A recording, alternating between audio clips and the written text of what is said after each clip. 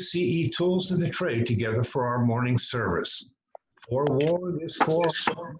You'll need a bell or other ringing device and a chalice, real or faux. No mere pandemic is going to keep us from beginning our service with the ringing of the bells.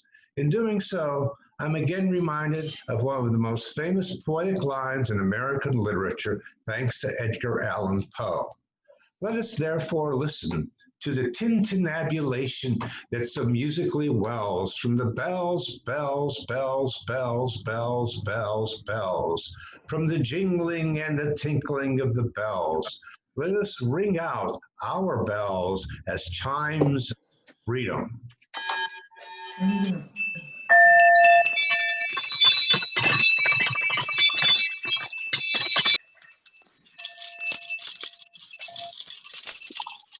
Welcome one and all to Independence Day Our Way, our annual Unitarian Universalist celebration of Independence Day in poetry and song. Ginny has a few special words of welcome to us all today. Ginny? Good morning. Good morning. Good morning. I'm glad that you are here today. I hope today's a special day. Good morning. Good morning to you. Good morning, everyone, and happy Independence Day our way. Thank you, Ginny. What a cheery way to kick off Independence Day our way and to kick off our service. Our opening words come from one of America's greatest poets and, I might add, America's first openly gay writer, Walt Whitman. He says, "I hear America singing, the varied carols I hear, those of mechanics, each one singing his as it should be, blithe and strong. The carpenter singing his as he measures his plank or beam, the mason singing his as he makes ready for work or leaves off work. The boatman singing what belongs to him in his boat, the deckhand singing on the steamboat deck, the shoemaker singing as he sits on his bench, the hatter singing as he stands.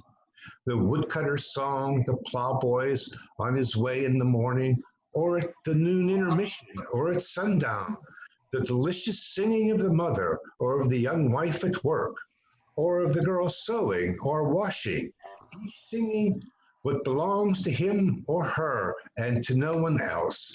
The day that belongs to the day, at night the party of young fellows, robust, friendly, singing with open mouths their strong melodious songs. And now for our prelude. Take it away, Jackson, for Promised Land."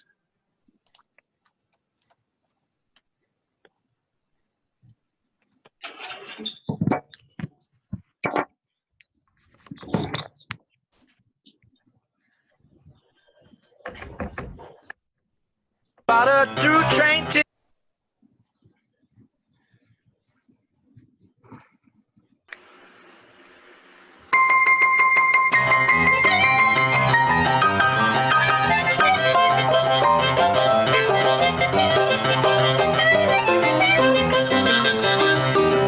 Left my home in Norfolk, Virginia, California on my mind. Straight of the Greyhound and rode into Raleigh and all across Carolina. Stopped in Charlotte, bypassed Rocky, and we were never a minute late. I was 90 miles out of Atlanta by sundown, rolling out of Georgia State.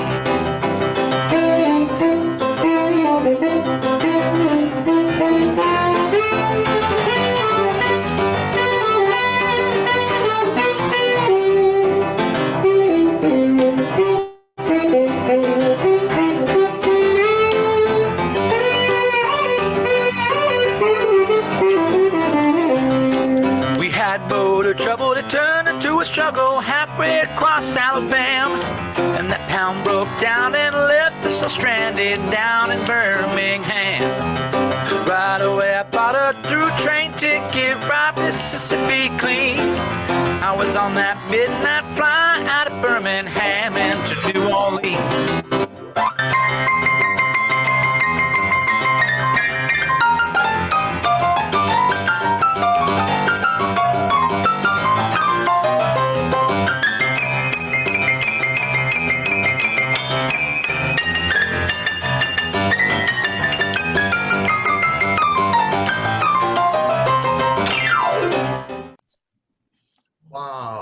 Jackson. Thank you, Pat, for getting us in the mood for our celebration of Independence Day. That was killer.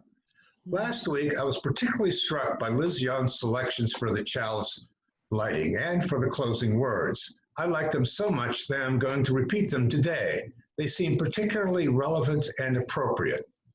Alan Pakula writes, "Let there be light, the light of joy, the light of happiness, and the light of contentment. May it illuminate our paths and fill our lives with peace. And let there be dark, for it is from our dark places that we are brought forward, tried and tested, and impelled toward growth. It is in these places that we realize compassion and learn to love. And there was day, and there was night, and there was joy, and there was sorrow, and it was good."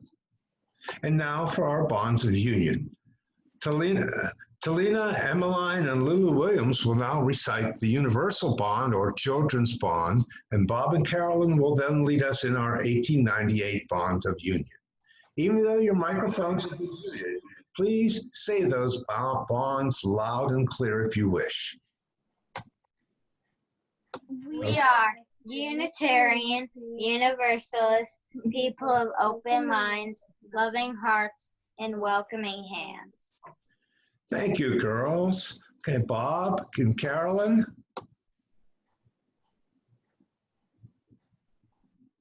Bob and Carolyn.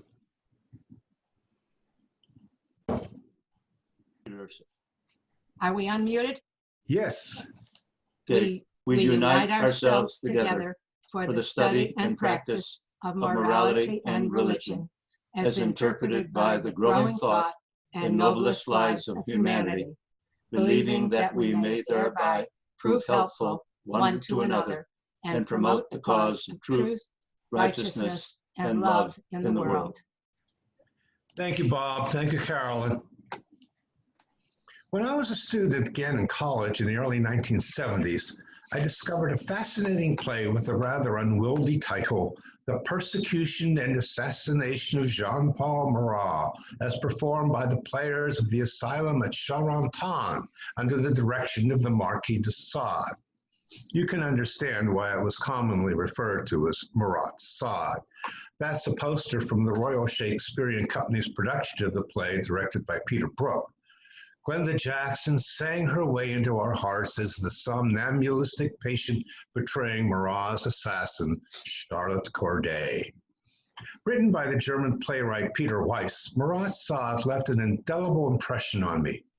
Festooned with music and witty, even bawdy songs, the play is at its core an argument between French revolutionary Jean-Paul Marat and the notorious Marquis de Sade. Earlier in their dialogue, Morrow tells de Sade, "You have to pull yourself up by your own hair, turn yourself around, and see the world through fresh eyes." I realized that that's what art, and by extension, a liberal arts education itself, are supposed to be about. They are supposed to allow us to see the world through fresh eyes. When I taught college freshmen, I told them that if they graduated and did not question a single one of their beliefs they had when they were freshmen, then they should demand their money back. Although Marat's Sade focuses on the French Revolution, it is actually an examination of the whole concept of political revolution. Naturally, that would include the American Revolution. That is why I think that the Declaration of Independence represented a call to the men and women of the original 13 colonies to see the world through fresh eyes. This brings us to the current moment. The COVID-19 pandemic is ravaging the country. Millions of Americans have been thrown out of work. And we have seen the rise of the Black Lives Matter movement that demands that we white people see the world through fresh eyes. And according to all recent polls, it seems to be working this time. Approximately 62% of Americans expressed support for the Black Lives Matter movement. I received another jolt of recognition about Marat's Sade when I watched This Week with John Oliver just 3 weeks ago. At the end of the show, Oliver showed a YouTube clip of a Black woman scoffing at hand-wringing over the destruction of property in the aftermath of George Floyd's killing. Let it all burn, she said. Y'all should be grateful that all we want is equality and not revenge. And I heard Jean-Paul Marat's voice ask Assad, what are your looted mansions compared to their looted lives? Like latter-day Walt Whitmans, we too will hear America singing today.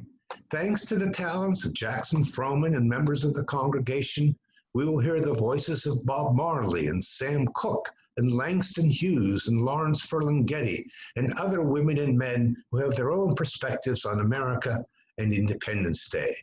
And Steve Sullivan will share with us observations on patriotism from a variety of perspectives. Now, I suggest that you pump up the volume on your computers or cell phones and enjoy Independence Day our way. Perhaps at the end of the hour, we will all see the world through fresh eyes. Steve, tell us Ta-Nehisi Coates' perspective on patriotism. Love of country, like all other forms of love, requires that you tell those you care about not simply what they want to hear, but what they need to hear. Thank you, Steve.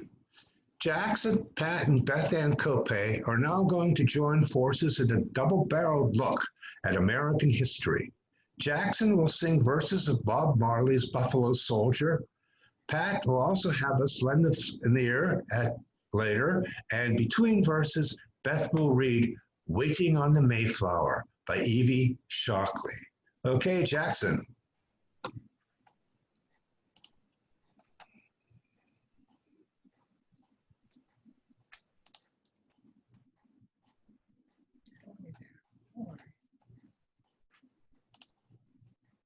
Jackson? All right, hold on. Sorry.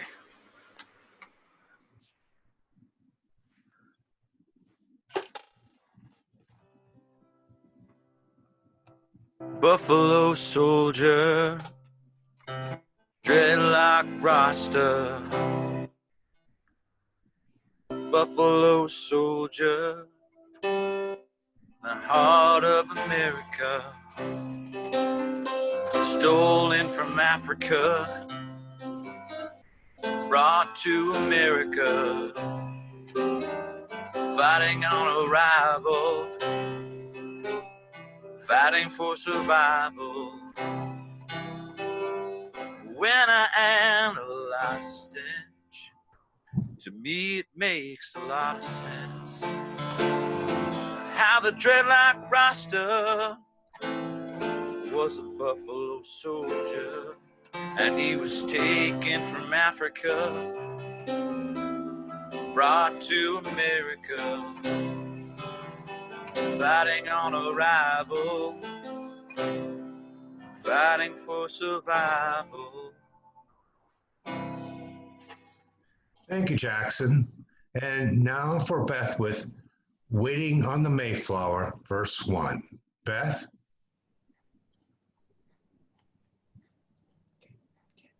What to the American slave is your 4th of July?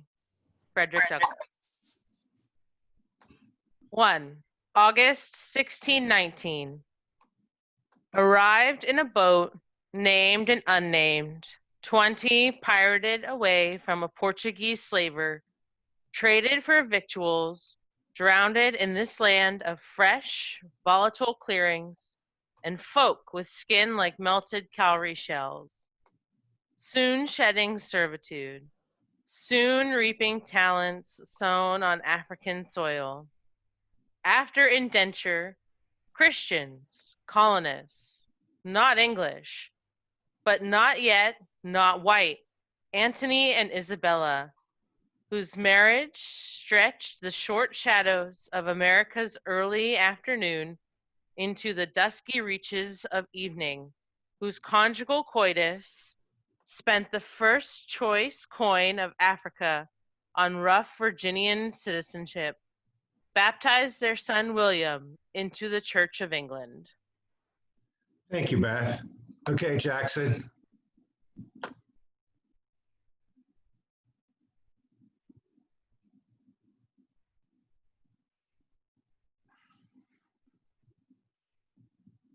Jackson? I'm sorry, like it switches and then I can't unmute myself.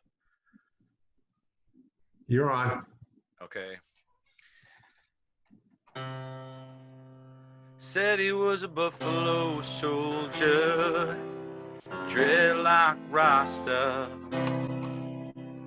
Buffalo soldier in the heart of America. If you know your history, then you know where you're coming from. And you wouldn't have to ask me who the heck you think I am. I'm just a buffalo soldier in the heart of America. Stolen from Africa, brought to America. Thank you, Jackson. And now Beth? 2. December 1638. Fear must have shuddered into Boston on the backs of true believers, men and women of an unadorned God. Deep in the heavy black fabric of their coats and dresses, like a stench. Black a mark of pride they wore as if branded, never dreaming they could take it off. Envy anticipated their advent, glittering at them, settling in from the knife blades of the Massachusetts, seeped like sow-pitched humming from the fur linings of the natives' warm blankets. But desire docked in 1638. In from the harbor flocked a people whose eyes sparked like stars, even near death, whose hair promised a mixture of cotton and river water and vines, a texture the fingers ached for, who wholly inhibited a skin the midnight color of grace that clarified the hue of the pilgrim's woolen weeds. Fear and envy claimed pride of place, but desire's cargo to do good use. Thank you, Beth. Okay, Jackson.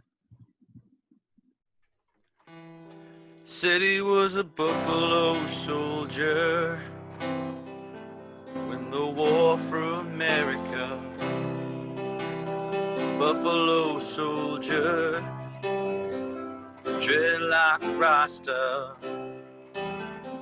fighting on arrival, fighting for survival,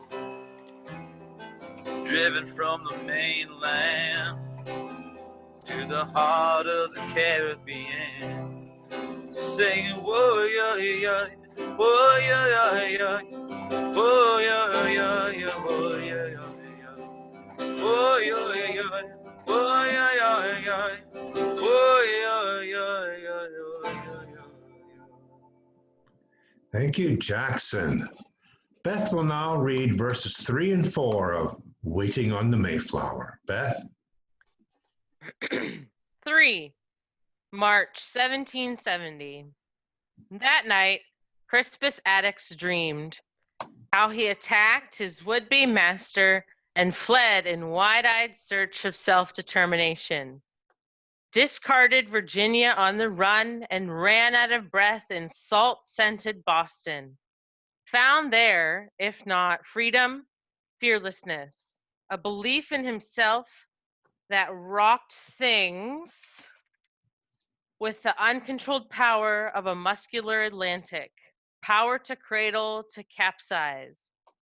Awoke angry at the planter who'd taken him for a mule or a machine, had shouldered a chip the size of Concord by the time the redcoat dared to dare him. Died wishing he'd amassed such revolutionary ire in Virginia. Died dreaming Great Britain was the enemy. 4. July 4th, last but not least. 17, 18, 1976, and still the celebrations shamed with gunpowder and words that lie like martyrs in cold blood. Africa's descendants planting here, year after year, the seeds of labor, sweating bullets in this nation's warts. Having harvested the rope, the rape, the ghetto, the cell, the fire, the flood, and the blame for you name it. So today, Black folks barbecue ribs and smother the echoes of Billy's strange song in sauces. Drink gin, gladly. Holiday to heckle speeches on TV. Pretend to parade. Turn out in droves for distant detonations, chaos. Controlled as always, but directed away from us tonight. Stare into the mirror of the sky at our glowing reflection.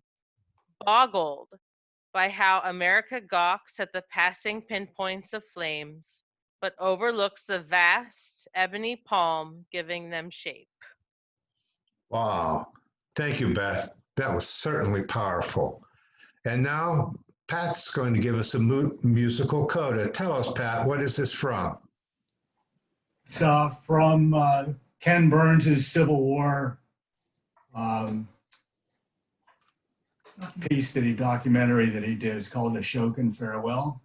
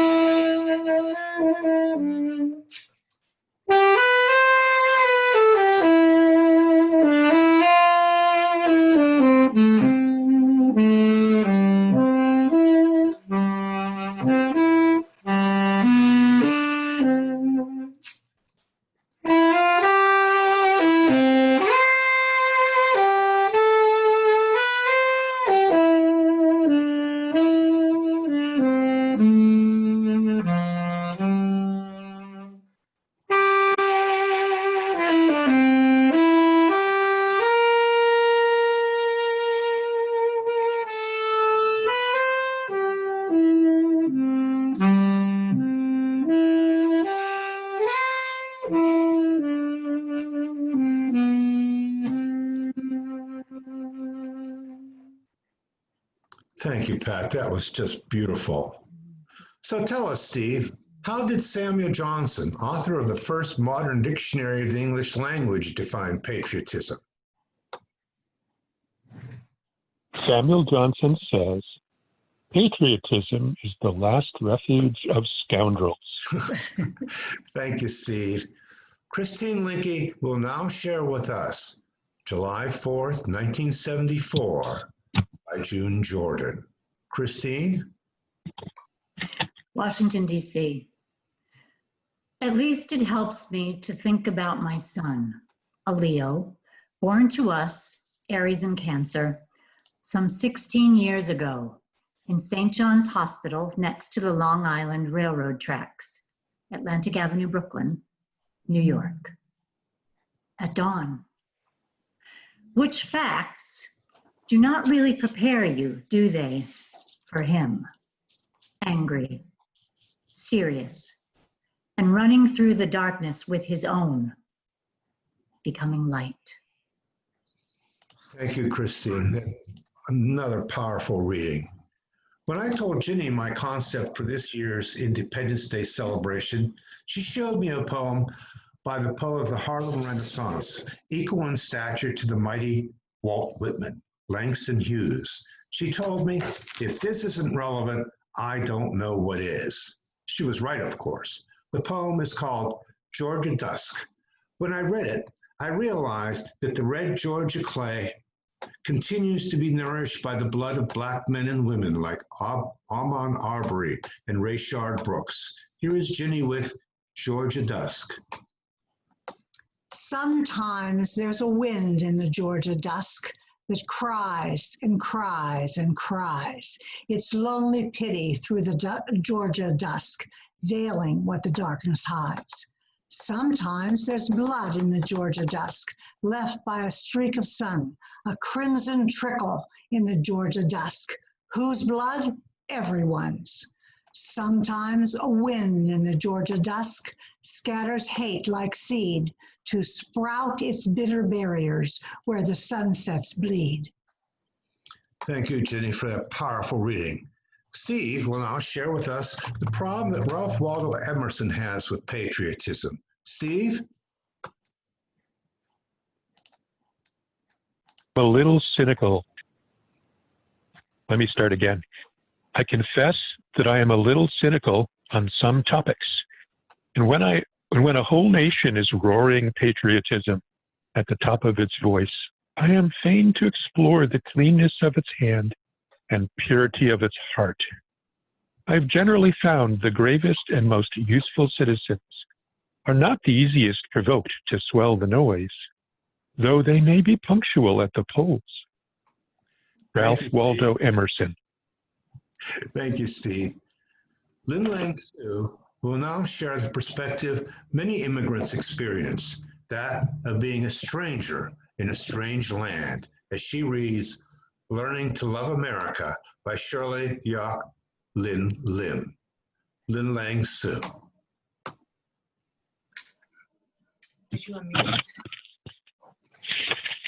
Because it has no pure products, because the Pacific Ocean sweeps along the coastline, because the water of the ocean is cold, and because land is better than ocean. Because I say we rather than they. Because I live in California, I have eaten fresh artichokes and jacaranda blooms in April and May. Because my senses have caught up with my body, my breath with the air is swallows, my hunger with my mouth. Because I walked barefoot in my house.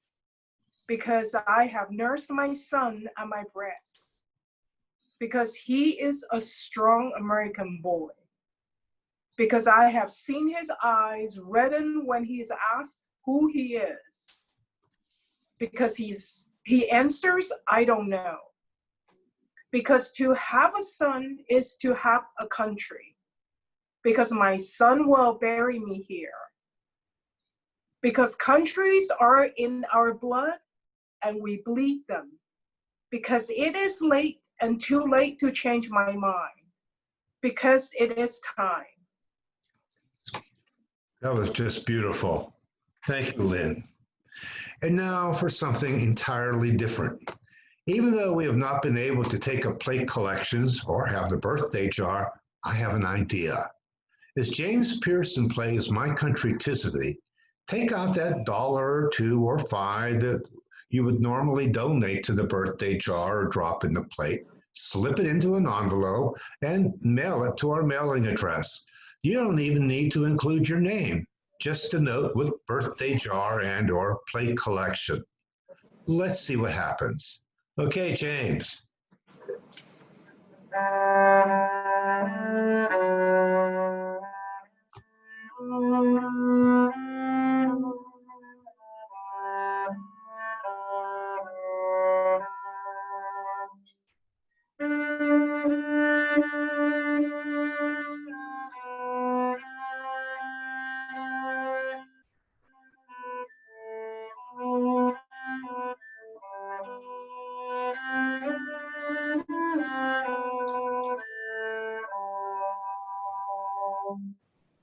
Just beautiful. Steve will now offer us the definition of patriotism from Michael Eric Dyson. Steve? Patriotism is the critical affirmation of one's country in the light of its best values, including the attempt to correct when it's in error. Thank you, Steve. Jackson and Pat are now going to combine talents on Sam Cooke's soulful anthem, A Change is Going to Come. Between verses, we will hear 3 different perspectives on Independence Day celebration. Hit it, Jackson.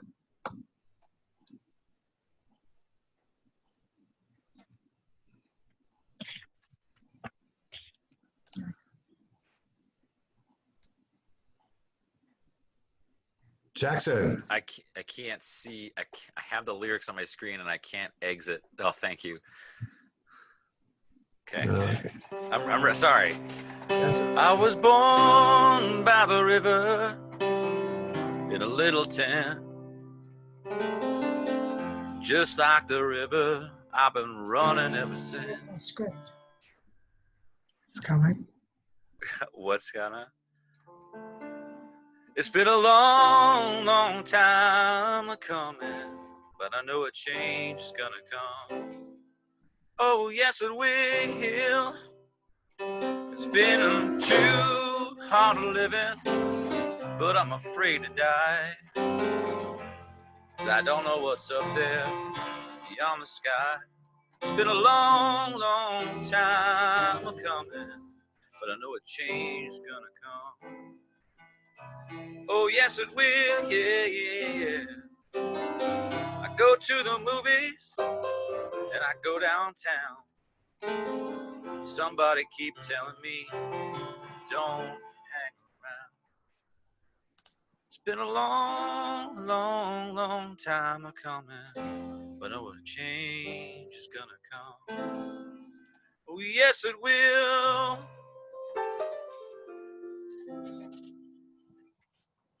Thank you, Jackson. Steve, I understand William Sloane Coffin has looks at 3 different kinds of patriots. Tell us about them. There are 3 kinds of patriots, 2 bad and 1 good. The bad ones are the uncritical lovers and loveless critics. Good patriots carry on a lover's quarrel with their country. Thank you, Steve. Ginny will now share with us delightful images of the 4th of July parade. My friend.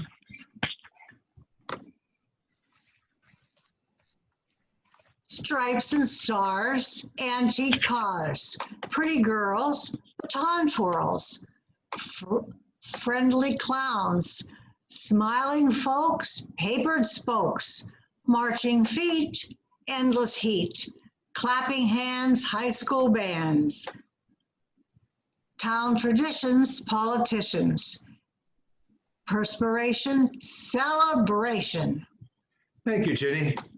For a different vision of the holiday, let's hear Greg Blackman read 4th of July by John Bream. Greg? 4th of July. Freedom is a rocket, isn't it? Bursting orgasmically over park loads of hot dog devouring human beings, or into the cities of our enemies, without whom we would surely kill ourselves. Kill ourselves, though they are ourselves. And America I see now is the soldier who said, I saw something burning on my chest and I tried to brush it off with my right hand, but my arm wasn't there. America is no other than this moment, the burning rib cage, the hand gone that might have put it out, the skies afire with our history. Wow. Thank you, Greg. Let's hear some Sam Cooke, Jackson.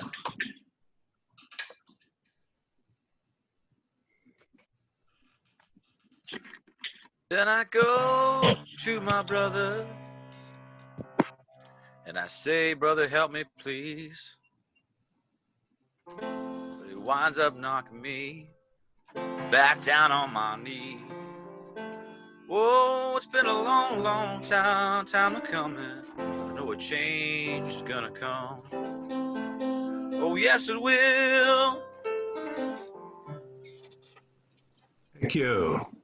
The 4th of July picnic is an American tradition. Here is a poem that looks at an immigrant picnic by George Denikian. It will be read by Michael Long. Michael? Okay, thank you. It's the 4th of July. The flags are painting the town. The plastic forks and knives are laid out like a parade. And I'm grilling. I've got my apron. I've got potato salad, macaroni, relish. I've got a hat shaped like the state of Pennsylvania. I asked my father, what's his pleasure? And he says, hot dog, medium rare.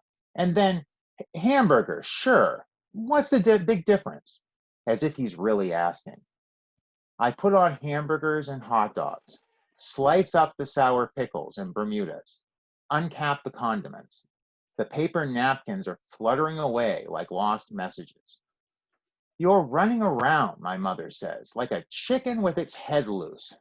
I say, you mean cut off. Loose and cut off being as far apart as, say, son and daughter. She gives me a quizzical look, as though I've been caught in some impropriety.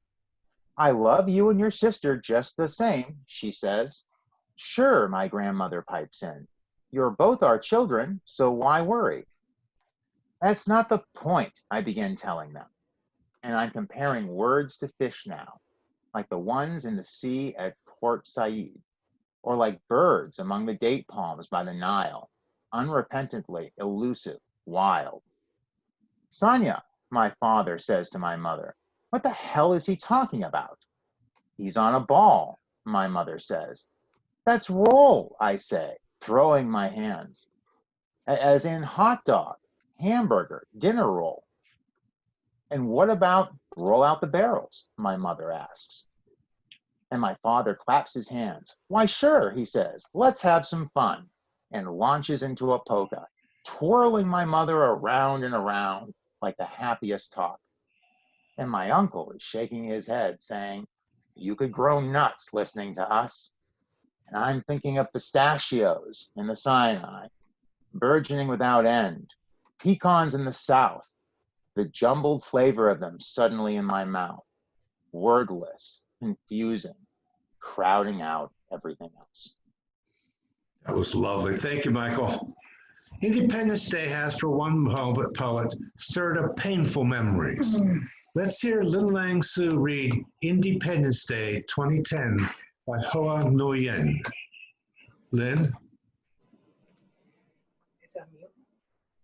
Can be cracked, or am not. You didn't consider me, or I thought so. Recovering in a nap, you took the 4th of July beers. In the movie, she was Asian and playing an Asian part, singing white on white in the white room. I want to strum or mask this day. Ask a question of the large picture window, like why and also why, to think of that napalmed girl in the picture. Thank you, Lynn. Now, let's hear another verse of A Change is Going to Come.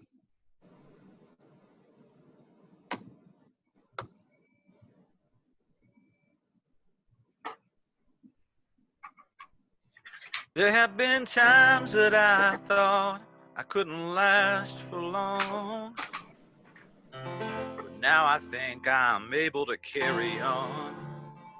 It's been a long, long time a-coming, but I know a change is gonna come. Oh, yes, it will. Thank you, Jackson. Steve, how does my favorite philosopher define patriotism? Albert Camus says, patriotism is a way of loving one's country that consists in never wanting that country to be unjust and in telling it so. Thank you, Steve. Like many of us, Lawrence Ferlinghetti has been waiting for a better America. Hear what he has to say in the poem, I Am Waiting. I am waiting for my case to come up, and I am waiting for a rebirth of wonder, and I am waiting for someone to really discover America, and well. And I am waiting for the discovery of a new symbolic Western frontier, and I am waiting for the American eagle to really spread its wings and straighten up and fly right. And I am waiting for the age of anxiety to drop dead. And I am waiting for the war to be fought, which will make the world safe for anarchy. And I am waiting for the final withering away of all governments, and I am perpetually awaiting a rebirth of wonder. And I am waiting for the second coming, and I am waiting for a religious revival to sweep through the state of Arizona, and I am waiting for the grapes of wrath to be stored. And I am waiting for them to prove that God is really American. And I am waiting to see God on television, piped onto church altars, if only they can find the right channel to tune in on. And I am waiting for the Last Supper to be served again with a strange new appetizer. And I am perpetually awaiting a rebirth of wonder. And I am waiting for my number to be called. And I am waiting for the Salvation Army to take over. And I am waiting for the meek to be blessed and inherit the earth without taxes. And I am waiting for forests and animals to reclaim the earth as theirs. And I am waiting for a way to be devised to destroy all nationalisms without killing anybody. For linnets and planets to fall like rain. And I am waiting for lovers and weepers to lie down together again in a new rebirth of wonder. And I am waiting for the great divide to be crossed. And I am anxiously waiting for the secret of eternal life to be discovered by an obscure general practitioner. And I am waiting for the storms of life to be over. And I am waiting to set sail for happiness. And I am waiting for a reconstructed Mayflower to reach America with its picture and story and TV rights sold in advance to the natives. And I am waiting for the lost music to sound again in the lost continent in a new rebirth of wonder. I am waiting for the day that maketh all things clear.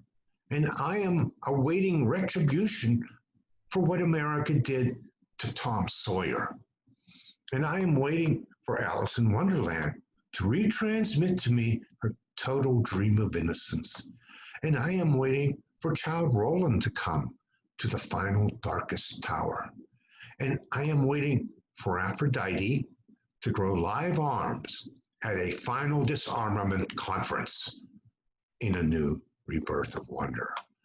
I am waiting to get some intimations of immortality by recollecting my early childhood, and I am waiting for the green mornings to come again. Youth's dumb green fields come back again, and I am waiting for some strains of unpremeditated art to shape my typewriter, and I am waiting to write the great indelible poem. And I am waiting for the last careless rapture, and I am perpetually waiting for the fleeing lovers on the Grecian urn to catch each other up at last and embrace. And I am awaiting perpetually and forever a renaissance of wonder. How about a little more Sam Cooke, just one more time? I believe this is going to be Pat. Horsepower. Pat.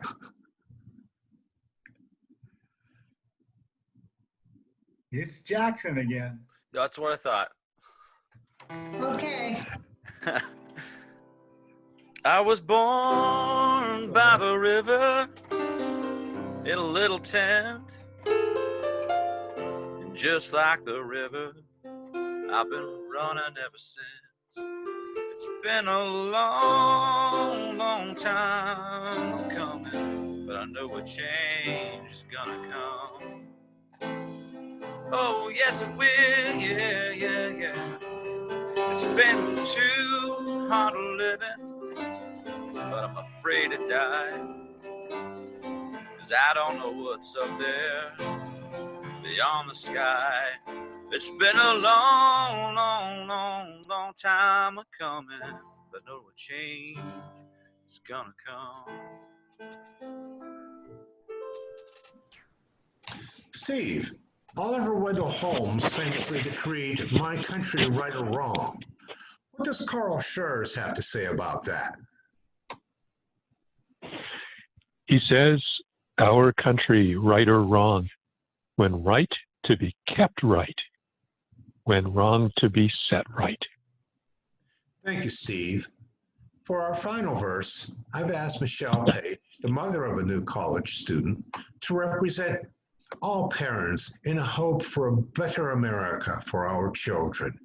Here she is with Of History and Hope by Miller Williams. Michelle? We have memorized America, how it was born, and who we have been and where. In ceremonies and silence, we say the words, telling the stories, singing the old songs. We like the places they take us, mostly we do. The great and all the anonymous dead are there. We know the sound of all the sounds we brought. The rich taste of it is on our tongues. But where are we going to be, and why, and who? The disenfranchised dead want to know. We mean to be the people we meant to be, to keep on going where we meant to go. But how do we fashion the future? Who can say how except in the minds of those who will call it now, the children, the children. And how does our garden grow? With waving hands, oh, rarely in a row, and flowering faces and brambles that we can no longer allow. Who were many people coming together cannot be one people falling apart. Who dreamed for every child and even chance cannot let luck alone turn doorknobs or not. Whose law was never so much of the hand as the head cannot let chaos make its way to the heart. Who have seen learning struggle from teacher to child cannot let ignorance spread itself like rot. We know what we have done and what we have said and how we have grown, degree by slow degree, believing ourselves toward all we have tried to become, just and compassionate, equal, able, and free. All this in the hands of children, eyes already set on a land we can never visit. It isn't there yet. But looking through their eyes, we can see what our long gift to them may come to be. If we can truly remember, they will not forget. Thank you, Michelle. That was beautiful.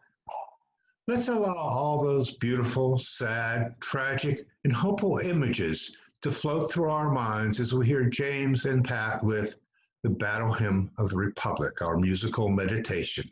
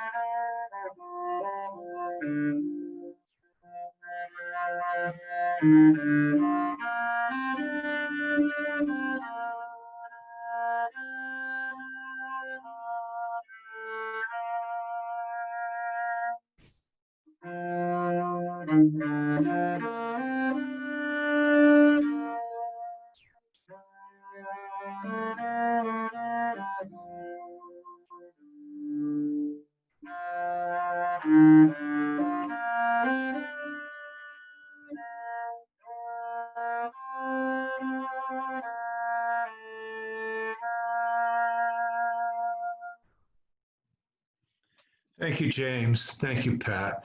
What a beautiful coda to that element of the service.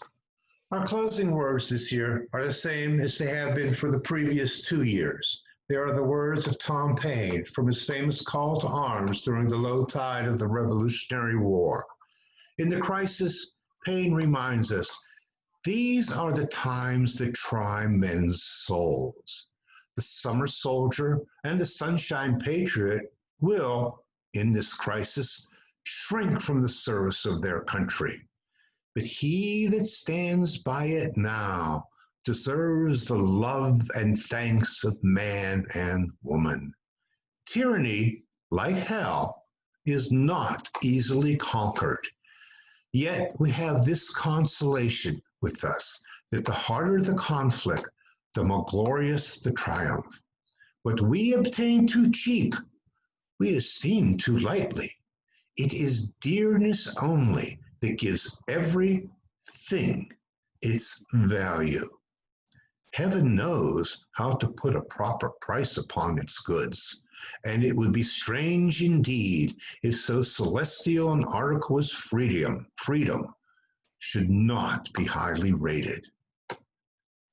If you will now gather up your candles, we will extinguish our chalice with the words of James Morrison.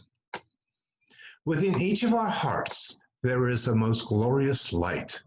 Go forth and let its spark help you understand what troubles both you and others. Go forth and let its light of reason be a guide in your decisions. Go forth and bring its ray of hope to those in need of help in both body and spirit, that they may find healing. Go forth and fan the flames of passion to help heal our world. Go forth and spread the warm glow of love, pushing back the darkness of the world. Go forth and share your glorious light with the world. And now, before our postlude, one final act, the ringing of the bells. We rang the service in, now let us ring the service out with a hearty ringing of our bells and our chimes.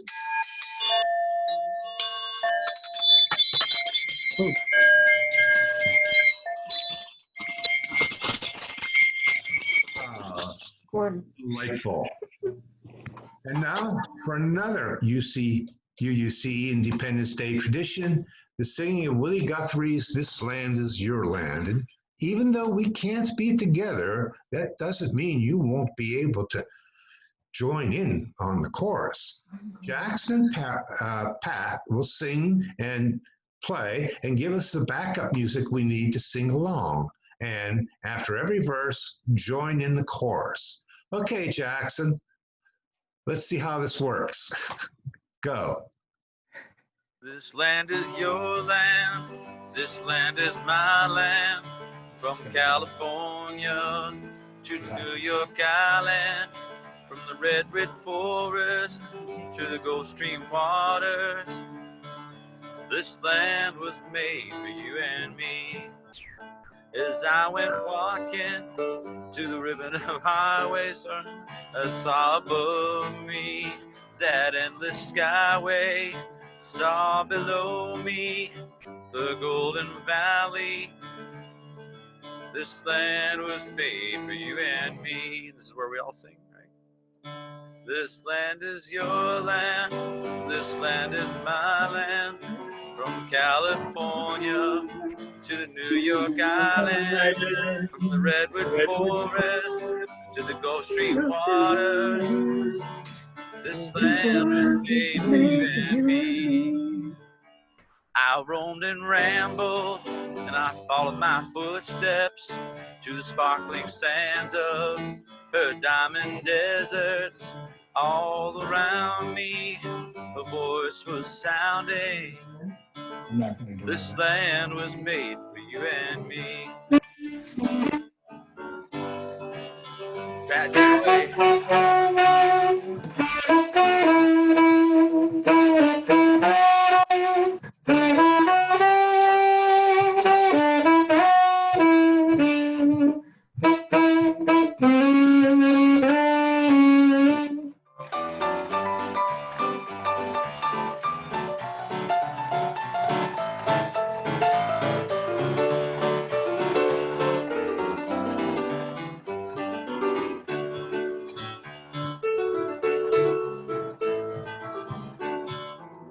This land is yours.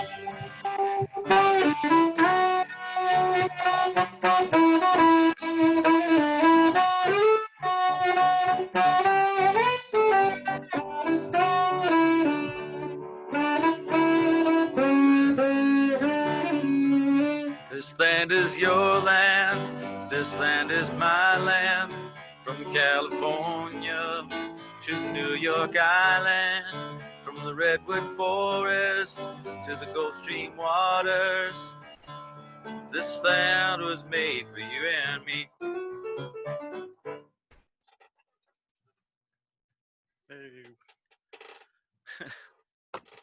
Thank you, Jackson. Thank you, Pat. Boy, that was certainly a lot of fun. I hope everybody was singing along as we were here.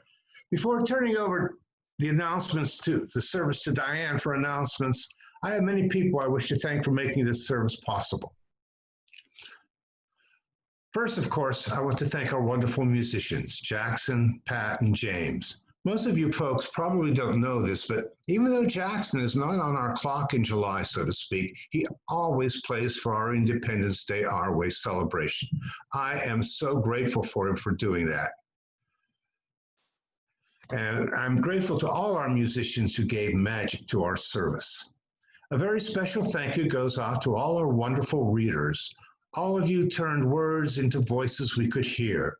Thank you so much, Steve Sullivan, Jenny Sabol, Beth Ann Cope, Christine Linke, Li Lang Su, Greg Blackman, Michael Long, and Michelle Page.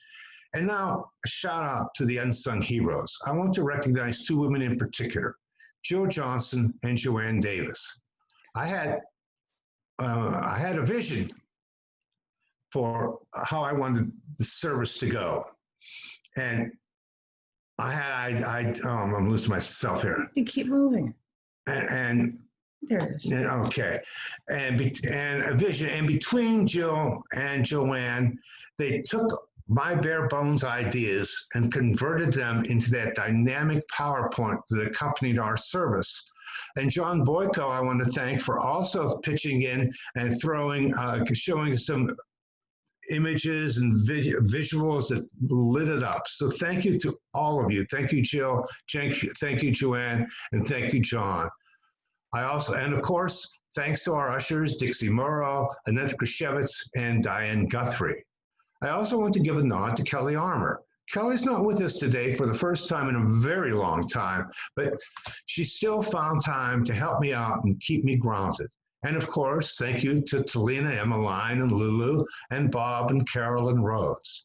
Don't forget, our Sunday service next week is devoted to Black Lives Matter.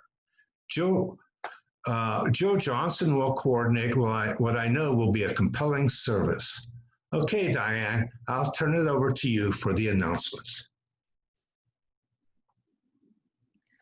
Well, I'm